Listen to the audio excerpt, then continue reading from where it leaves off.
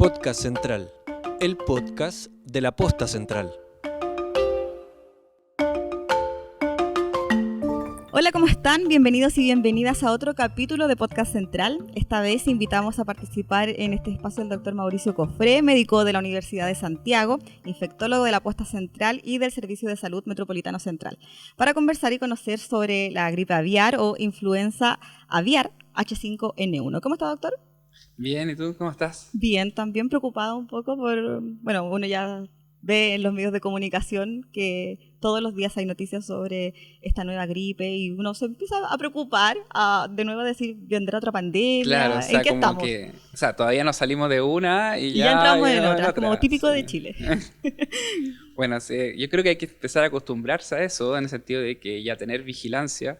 De hecho, también hay unos datos que revisaba, como que si uno mira para atrás, la gran mayoría de las nuevas infecciones emergentes han sido por transmisión de los animales a los humanos. Bueno, el COVID, el típico, el El murciélago. COVID, ¿cierto? Pero también otras enfermedades emergentes que nosotros, como estamos en Chile, no conocemos.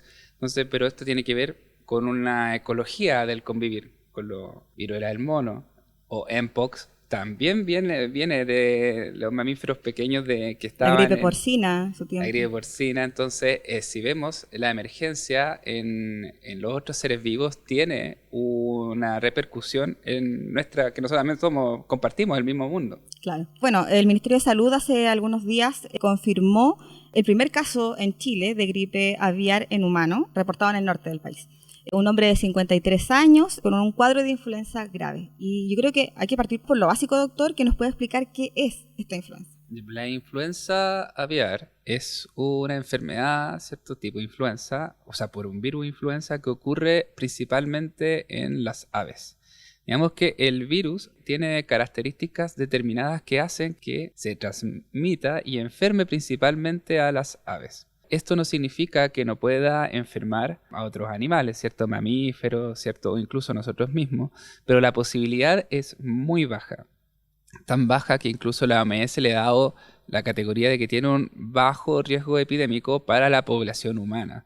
Digámoslo que hay muchas aves en este momento con la enfermedad, ¿cierto? O muchas aves que ya han fallecido, y también mamíferos. ¿Y por qué entonces la preocupación de la autoridad? ¿En qué radica? La preocupación radica primero por algo sanitario, ¿cierto? Tenemos muchas aves a nivel costero, ¿cierto? Muerto también por algo de la industria, ¿cierto? Asociado a las aves, ¿cierto? Que también es parte de nuestra economía. Pero también siempre hay que estar mirando nuevas enfermedades, ¿cierto? En el reino animal que pueden tener efectivamente una repercusión en nosotros, en los humanos. Pasa que los virus mutan. Así como mutaron virus en el pasado que pasaron a ser enfermedades en los humanos. O sea, la capacidad de mutación de un virus hace que tengamos que mirarlos porque si cambian y cambian sus características que antes solamente favorecían para que las aves y mamíferos estén enfermos, también pueden cambiar para que los humanos nos enfermemos. Entonces, si un virus cambia su capacidad de transmitirse, cambia su capacidad de enfermar y cambia su capacidad y estabilidad en el ambiente. Entonces, la alerta que tiene el Ministerio de Salud es una alerta que está en el mundo para poder hacerle el seguimiento a cómo va esta gripe aviar y cómo va cambiando y evolucionando. ¿Y cómo va en Chile precisamente? Porque ya esta persona se infecta, un hombre de 53 años, tenía al parecer un ave infectada dentro de su patio. ¿Cómo fue? ¿Qué es lo que se sabe?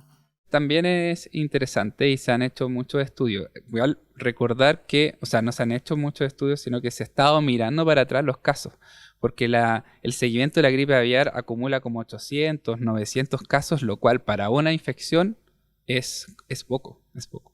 Entonces, lo que sabemos es que el contacto estrecho con aves, sobre todo con las personas que trabajan con aves, es la principal forma de contagio.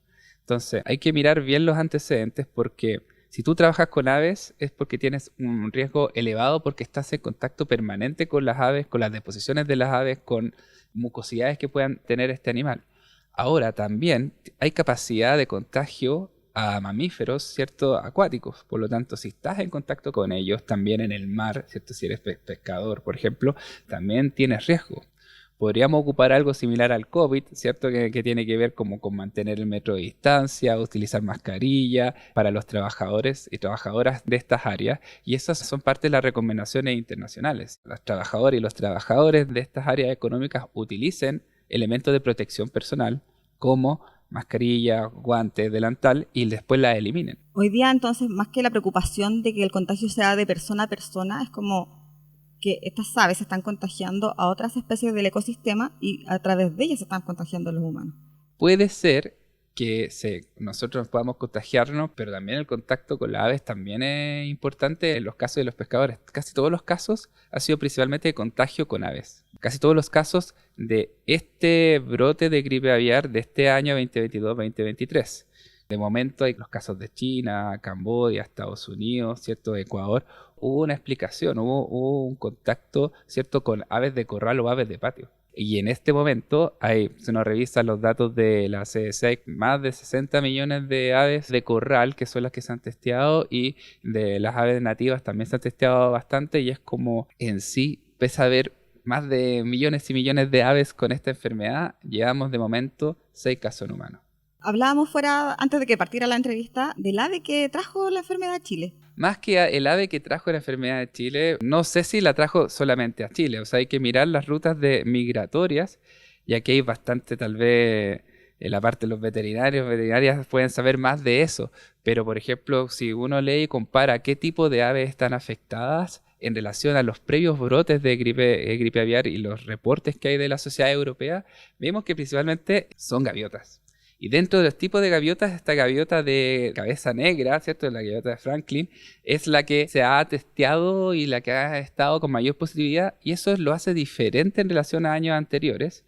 Y si vemos la ruta de migración de esta, sí, va a llegar, probablemente puede haber llegado a Chile, pero si llegó, no sé, a Estados Unidos o a Perú y la contagió en pelícanos y los pelícanos la trajeron, finalmente ahí se pierde la ruta. Y de hecho en Perú los pelícanos son los que también más afectados han estado en cuanto a las aves. Pero en este brote en particular y de los testeos en Europa llama la atención que fueron este tipo de gaviotas las que más han presentado la enfermedad.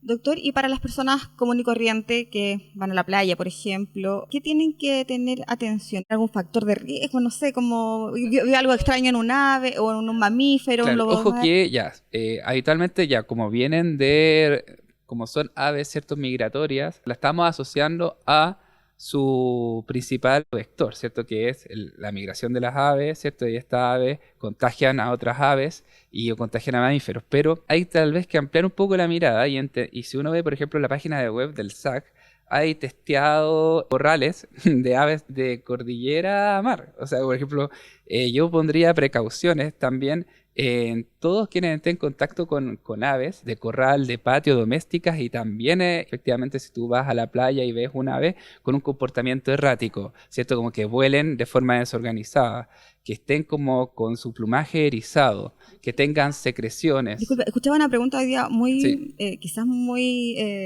exagerada, por decirlo, pero que ¿hay alguna posibilidad de cerrar las playas?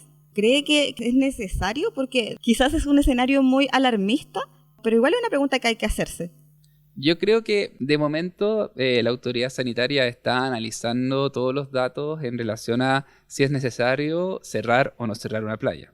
Por lo demás, como te decía, habría que revisar cómo lo están haciendo otros países que ya han tenido esto y que lo tienen todos los años, ¿ya?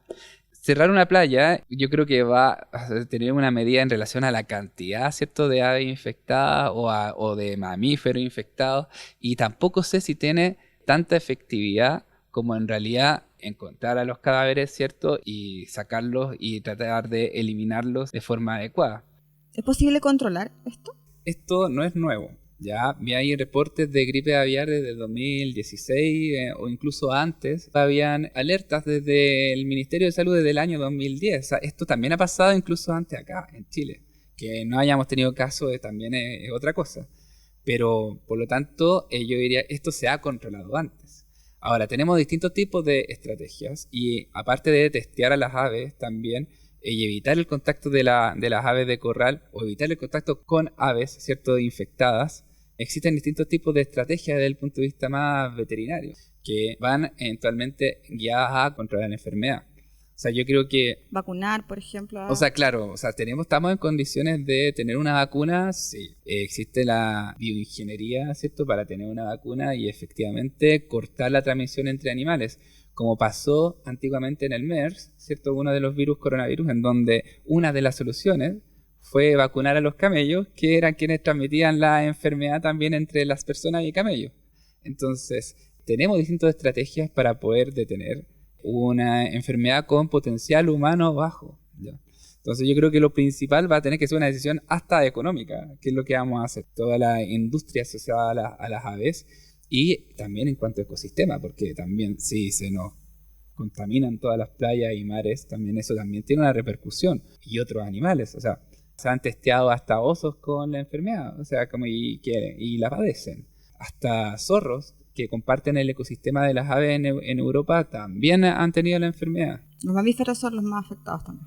Mamíferos son afectados, y lo otro es que los mamíferos también se han visto que uno esperaría que tengan secreciones, tos eventualmente, como algo similar a los humanos o a las aves, ¿cierto? Pero se han visto también el desarrollo como de enfermedades del sistema nervioso central. Entonces como que lo principal es como un comportamiento errático y fallecer, o perder como la conducta, es difícil, perder un poco la conducta habitual. Como algo neurológico. Claro, o sea, efectivamente han habido casos, esto de lo que yo he podido investigar en el reporte, que no es esperable que un lobo marino, por ejemplo, haga una neumonía. Probablemente la pueda hacer, pero si ve un lobo marino con un comportamiento errático, en su movimiento, o fallecer, independiente que no tenga secreción ni nada, o sea, uno tiene que tener la alerta. Se han visto como compromiso del sistema nervioso central en mamíferos, lo cual en sí no es lo que se ha reportado en los 800, 900 casos de los humanos.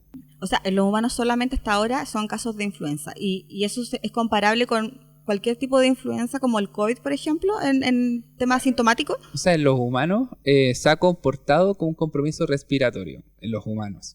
Y eso es como la principal preocupación, ¿cierto? De que cuando alguien parte con síntomas, que es un resfriado, es COVID, es influenza aviar, ¿cierto?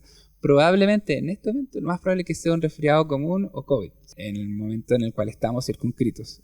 Porque para poder tener una infección por gripe aviar hay que estar en contacto directo y manejar a las aves o al animal infectado. Animales infectados. Sin ir más lejos, hay millones de aves afectadas. Y hay, de momento, contados con una mano los casos en humanos. Entonces, como que ahí es el contagio de humano a humano no está reportado. Y la posibilidad actualmente con infección respiratoria, sea gripe aviar, lo vamos a pensar siempre y cuando sea una neumonía grave en una persona que tuvo contacto con aves o mamíferos acuáticos. De momento. Doctor, salimos a preguntarle a distintos funcionarios, personas, dudas que tuviesen respecto a la gripe aviar. Ya, genial. Veamos. ¿Todas las aves se contagian? Oh, buena pregunta. Mira, la verdad es que esto me ha tenido estudiando que las aves y de distintas especies. Ya, efectivamente, no todas las aves se contagian igual, no todas las aves sufren la enfermedad igual, no todas las aves la transmiten de la misma forma, pero pareciera ser que hay algunos tipos de aves que tienen mayor facilidad para poder transmitirla o tolerar, ¿cierto?, efectivamente la infección. Y las que más se han visto en los reportes de la Sociedad Europea son las gaviotas y distintos tipos de gaviotas. Y de esos dos distintos tipos de gaviota, principalmente esta de cabecita negra, la gaviota de Franklin. ¿Podría llegar a ser una epidemia? El podría es una palabra muy grande, entonces yo te puedo decir, podría, es poco probable que sea una epidemia en humanos. Recordar igual que epidemia es como que una enfermedad salga de control por allá, más allá de un territorio determinado, ¿cierto? Pandemia ya es cuando más involucra incluso a distintos continentes. Entonces, ¿tiene potencial epidémico? La OMS ha dicho que es muy bajo, porque de momento una de las cosas claves para que se transforme en epidemia en nuestra especie es que se contagie entre personas. Cuando un virus se contagia entre personas, es la llave a la epidemia, es la puerta a la epidemia, porque así partió con COVID y así partió también con viruela del mono, Mpox. Cuando una infección tiene capacidad de contagio a otra de persona a persona, es cuando se vuelve un riesgo epidémico. Hoy día, doctor, una persona que tiene influenza aviar, por ejemplo, este hombre de 53 años y tuvo contacto con otra persona, ¿No hay posibilidad de contagiar a otra? Los periodistas siempre ponen al límite. No hay. Es que acá en Chile todo puede pasar. Mira, en medicina hay una máxima que siempre todo puede ser, ¿cierto? Entonces hablamos siempre de probabilidades. Ahora, de los casos que se han reportado, ya el contagio humano a humano no ha existido. Puede existir si eventualmente, voy a ocupar las palabras de un ministro de salud, si el virus muta, se vuelve buena persona. pero se puede volver buena persona o mala persona, porque si uno no sabe. Entonces, sí, la capacidad de mutación, los virus existen. Entonces, no es que el virus muta, siempre mutan. Pero cuando mutan mucho, puede cambiar su capacidad de contagio, cambiar su capacidad de hacer enfermedad. Y su capacidad de hacer enfermedad más grave, menos grave, eso también va a variar. Entonces, hay que esperar. Lo que hay que hacer es esperar y estar siempre en alerta. Y si hay un caso sospechoso, la persona que es sospechosa tiene que acudir inmediatamente a un servicio de urgencia. Y las personas que estuvieron en contacto también están en alerta, pero en una alerta contradictoria, lo que voy a decir, pero es como alerta tranquila, porque el contagio entre humano a humano tranquilo, no ha sido... nervioso. Claro, tranquilo, relajado, nervioso. Ya, eso es muy de los 90. Ya, pero una alerta tranquila, en cierta forma, expectantes, porque no ha habido contagio en humanos. O sea, probablemente si esa persona se contagia o adquiere síntomas respiratorios después de estar en contacto con alguien que se confirmó que en Chile ha sido uno, para repetirlo, ha sido solamente uno, es más probable que haya adquirido una enfermedad tipo influenza o COVID de la comunidad en este momento que una gripe aviar. En los virus, efectivamente hay una fase en la cual el virus se reproduce, ¿cierto? Y la infección o el malestar general es porque el virus se está reproduciendo en el cuerpo. Pero hay otra fase, y que es la principal por la cual existe el COVID grave, que es una fase inflamatoria en donde es la reacción del cuerpo a los antígenos o a lo que presenta o a las partículas del virus. Y cuando nos juega una mala pasada, la reacción del cuerpo a las partículas del virus es que tenemos una neumonía grave en caso de influenza y de COVID. Pero no necesariamente significa que es el virus. Por lo tanto, aquí voy con toda esta vuelta larga. Es que si tengo una persona con influenza aviar, como vemos en el caso chileno, los síntomas partieron el 13 de marzo y llegó finalmente a complicarse un 21 de marzo. Es mucho más extenso el tiempo. Pero más extenso yo tendría a pensar de que, independiente de que el virus esté replicándose, es que es también la reacción del cuerpo frente a una nueva infección. Nunca antes este cuerpo que se enfermó previamente de influenza, que se enfermó previamente de adenovirus, que se enfermó hasta de COVID, nunca antes había estado en contacto con estas nuevas partículas. Por lo tanto, la inmunidad ataca con todo y nos puede jugar una mala pasada. Y esa es también una de las fisiopatologías del COVID en personas no vacunadas.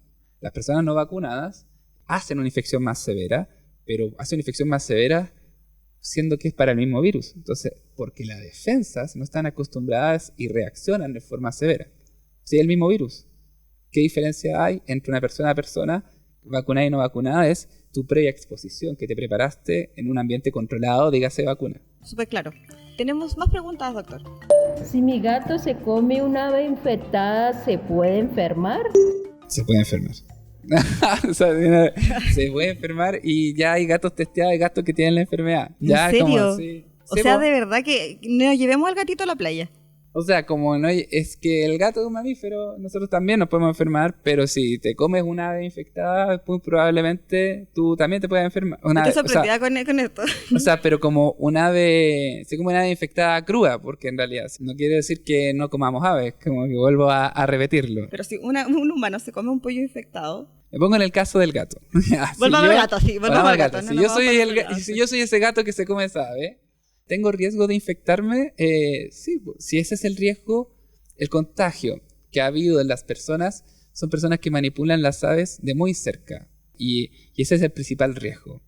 Comerse una ave infectada sí entra dentro de ese riesgo. Por lo tanto, ¿tengo riesgo de infectarme? Sí lo tengo. Y por eso es que también hay muchas prácticas con aves en el sudeste asiático, ya en esas áreas, en donde las aves que hacen una ruta migratoria tremenda de todo el mundo en relación a mejores condiciones, ¿cierto? Pueden efectivamente infectar los casos. O sea, no por nada, infectar a los humanos. No por nada, uno de los primeros casos fueron en Camboya. El contacto con las aves de estas comunidades es mayor, incluso mayor de forma doméstica. O incluso hacen, o sea, yo no he estado, pero hacen también de estas peleas de gallos. Me han contado. Sí, me han contado. Claro, doctor, pero por ejemplo, una persona que va al supermercado, y vuelvo aquí ya A lo más práctico, a lo más ya. práctico, una persona va al supermercado, compra un pollo, que ese pollo estuvo en un corral quizás que estuvo infectado que no sabemos en verdad. No hay riesgo para el ser humano. No debería haber riesgo porque ese pollo sigue determinados procesos, ¿ya? Ese pollo sigue un proceso de selección antes de ser carne, triste, pero sigue un proceso de selección y además después de ese proceso de selección la persona lo va a cocinar, ¿ya? Y además el virus de influenza en el ambiente no dura tanto, y más si lo congelas y después lo cocinas, en realidad. Cuando se estudiaron las partículas de COVID en el ambiente, COVID en la superficie y influenza en la superficie, no es que dure tanto en la superficie ni tampoco que mantenga la capacidad de contagio. ¿Hay tratamiento para la gripe aviar? Es súper interesante eso, porque un virus de influenza tiene determinadas características que hacen que ocupemos un fármaco determinado.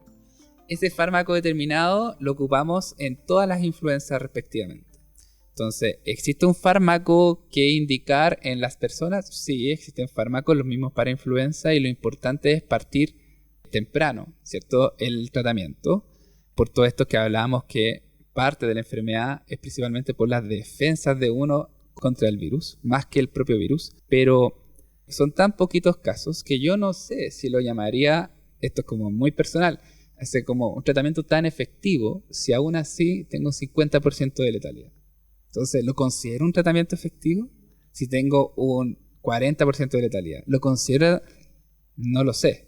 Hay un fármaco que indicamos en la influenza y que no sé si altera por la cantidad de casos que hay. Son 800 casos. Imagínense que para COVID o para distintas otras enfermedades se prueban los antibióticos, se prueban en miles de casos. Y acá estamos estableciendo conclusiones con 800 casos. Entonces, existe una indicación de un antiviral que lo vamos a llamar tratamiento, pero cuya efectividad también, considerando lo grave que son las neumonias por gripe aviar, es limitada.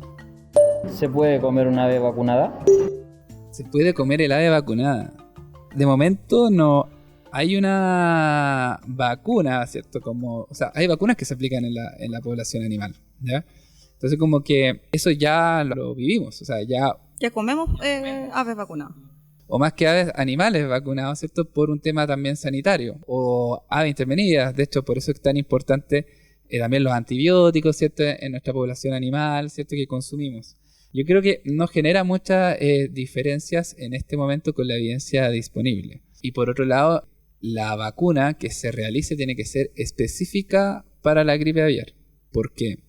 Si bien es un virus de influenza, no te protege de la gripe aviar. O sea, una vacuna para una influenza tuya no te protege para una gripe aviar, pero sí te puede, en cierta forma, descartar que tu resfrío o que tu neumonía sea por influenza. Entonces, eso es otro tema, pero... Para otro podcast, doctor. Claro, pero la vacunación contra influenza está recomendada en el personal que trabaja con aves, pero más que todo si hace una neumonía para descartar que sea por influenza.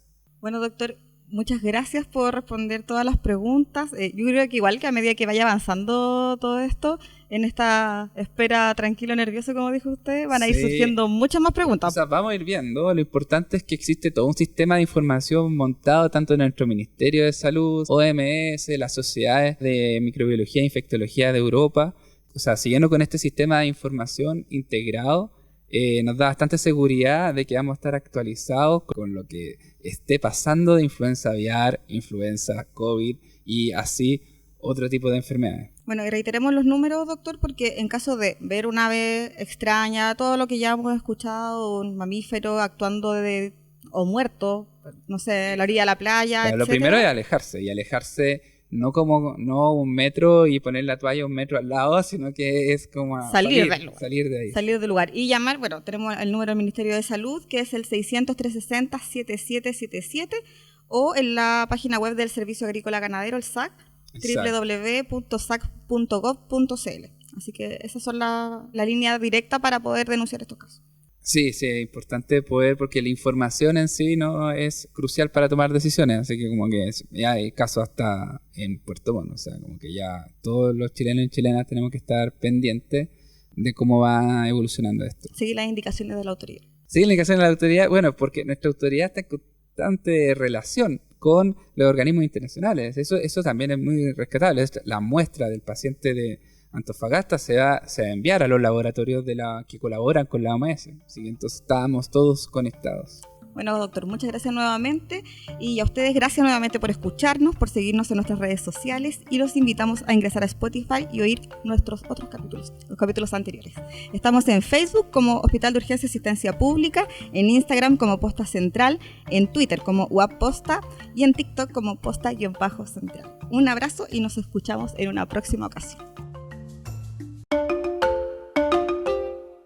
Podcast Central, el podcast de la Posta Central.